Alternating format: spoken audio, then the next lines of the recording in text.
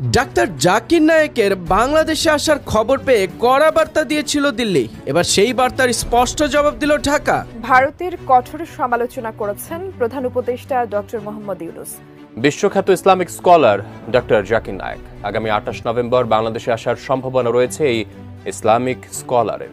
এমন খবর ছড়িয়ে পড়ার পরই জাকির নায়েকের ঢাকা সফর নিয়ে গভীর উদ্বেগ জানিয়েছে মোদী সরকার। তার সেই সফর নিয়ে এবার প্রতিক্রিয়া জানিয়েছে অন্তর্বর্তী সরকার।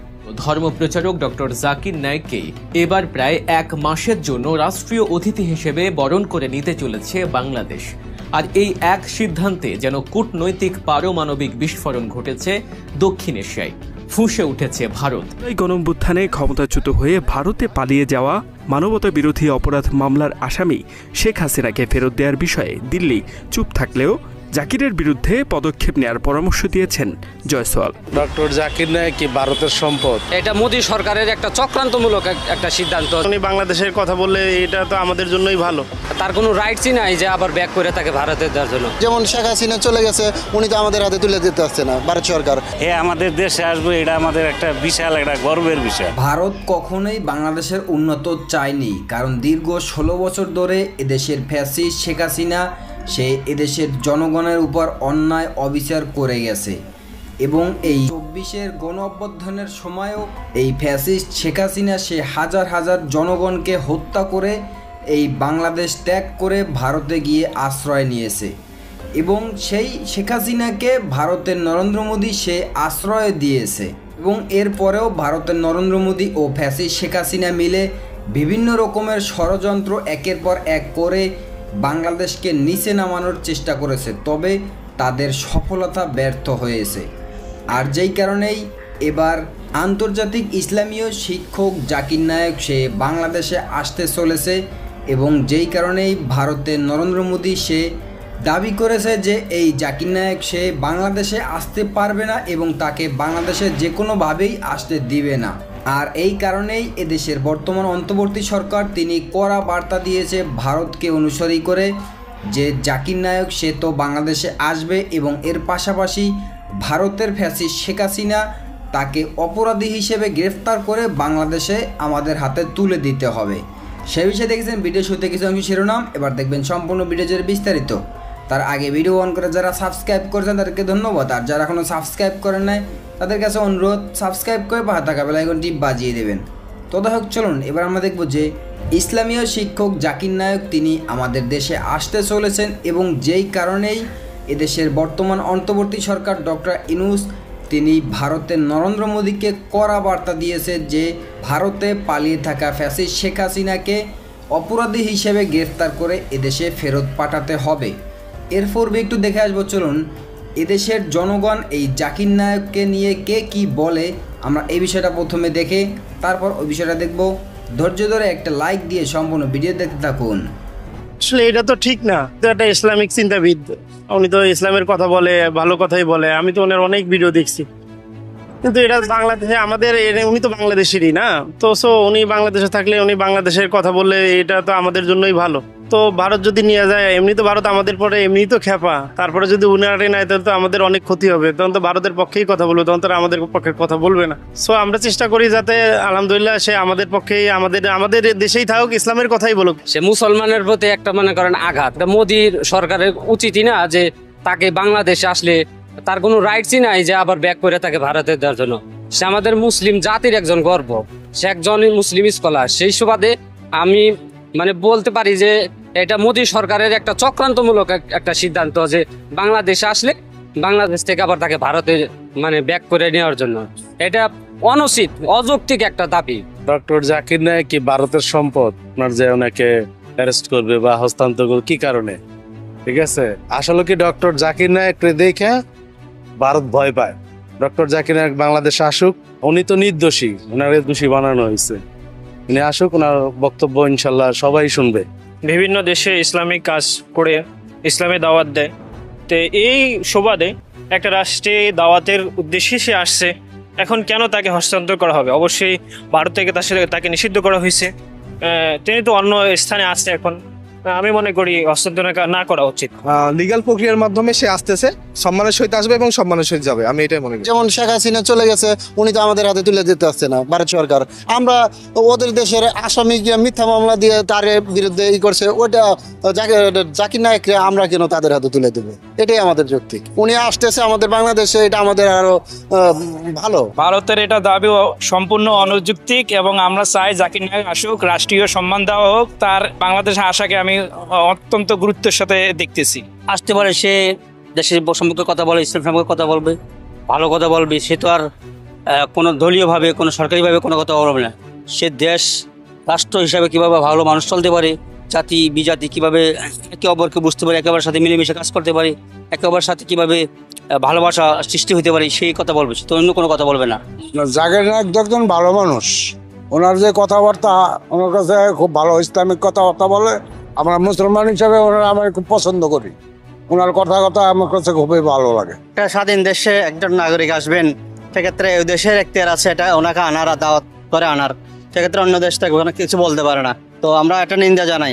আমরা চাই একটা ইসলামিক স্কলার বাংলাদেশে আসুক, আমাদের সাথে সৌহার্দ্যপূর্ণ সম্পর্ক গড়ে উঠুক। ঠিক না, ভারতের দাবি এটা যুক্তিসঙ্গত না, কারণ হে একটা বড় ইসলামিক স্কলার, হে আমাদের দেশে আসবে, এটা আমাদের একটা বিশাল একটা গর্বের বিষয়। ব্যক্তির ক্ষেত্রে আমার মনে হয় যে জাকির নায়েকের উপরে ভারত যেই নিষেধাজ্ঞা দিয়েছে, সেই নিষেধাজ্ঞা সেটা ভারতের ক্ষেত্রে। আমি মনে করি যে আমাদের পররাষ্ট্রনীতিতে আমাদের বাংলাদেশের সিকিউরিটি আগে, নিরাপত্তা আগে। সেই ক্ষেত্রে যদি মনে হয় যে জাকির নায়েক আমাদের জন্য সিকিউরিটির ক্ষেত্রে কতটা হুমকি, কতটা লাভবান, সেটা আমাদের দেশের সরকার এবং আমাদের দেশের জনগণ সেটাকে নির্ধারণ করবে। অন্য দেশের হস্তক্ষেপ, বিশেষ করে ভারত যদি আমাদের যে কোনো বিষয়ে হস্তক্ষেপ, এটা আমরা বাংলাদেশের জনগণ আমরা এটাকে প্রত্যাখ্যান করি। বিগত শেখ হাসিনাও ভারত সরকারের কাছে রয়েছে, তাকেও কিন্তু বাংলাদেশ সরকার ফেরত চাচ্ছে। এটা আসলে দিবে না দিবে, এটা যেমন ভারত গভর্নমেন্টের বিষয়, এটাও বাংলাদেশ গভর্নমেন্টের বিষয়। ভারত তাদের পক্ষ থেকে এটা চাইতেই পারে। তবে আমি একজন মুসলমান হিসেবে, যেহেতু জাকির নায়েক একজন মুসলিম বিশ্বের একজন মাননীয় সম্মানিত ব্যক্তি, আমি আশা করব যে এমন কোনো কিছু ঘটবে না, সেটা দুই দেশের পররাষ্ট্রনীতির মাধ্যমেই সলিউশনটা হবে। ভারতের দাবিটা আমি মনে করি সম্পূর্ণ অযৌক্তিক।